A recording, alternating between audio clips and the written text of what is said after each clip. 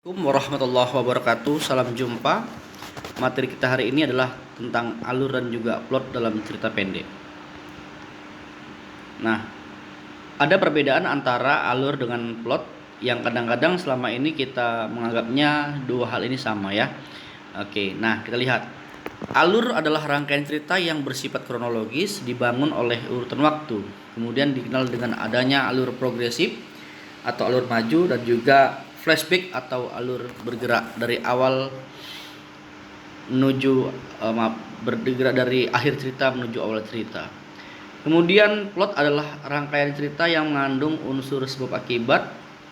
Plot inilah yang di dalamnya terkandung konflik-konflik. Konflik yang satu mengakibatkan timbulnya konflik yang lain. Kehadiran konflik itulah yang menjadi penyebab bergeraknya suatu cerita. Tanpa adanya konflik, cerita akan menjadi hambar sehingga cerita tidak menarik dan tidak menimbulkan penasaran dari pembaca. Ya, nah jadi perbedaan antara alur dan plot itu terletak pada rangkaian waktunya, ya. Alur itu berhubungan dengan kronologis waktu, sedangkan plot itu berhubungan dengan konflik-konflik ceritanya, ya. Nah, kemudian kita lihat di sini ada ilustrasi alur dengan plot. Nah, bagian yang warna merah atau yang warna pink ini, ya inilah yang awal, akhir, awal, tengah dan akhir inilah yang disebut dengan alur, ya, jalan cerita. Nah, kemudian yang warna hijau inilah yang disebut dengan plot. Plot ini berhubungan dengan konflik. Kita lihat ada eksposisi, ada instabilitas, ada konflik, klimaks dan komplikasi dan juga denouement ya.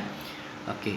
Eksposisi ini kalau di dalam teks disebut dengan abstraksi. Kemudian adalah instabilitas, yaitu penyebab adanya konflik. Ya, kemudian setelah ada konflik maka muncullah nanti yang disebut dengan komplikasi atau klimaks.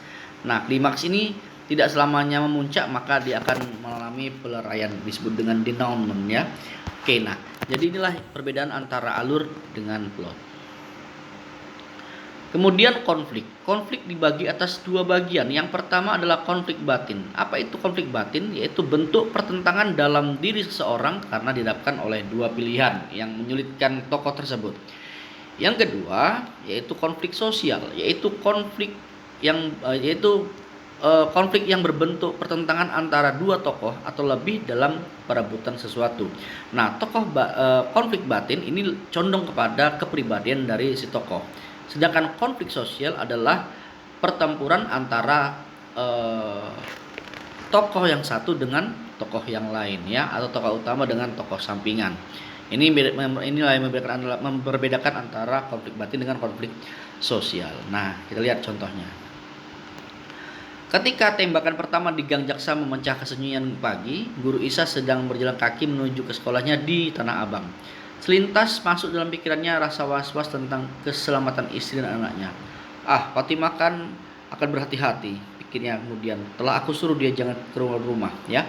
Nah, inilah konflik batin dari tokoh Isa atau Guru Isa yang merasa khawatir dengan keselamatan istri dan anaknya. Namun dia mendinginkan hatinya dengan mengatakan dalam hatinya, yaitu aku telah menyuruh dia jangan keluar rumah ya. Oke, yang kedua adalah contoh konflik sosial. Contohnya adalah, maaf Bu, pintaku pada Bularas. Saya mengantuk Bu.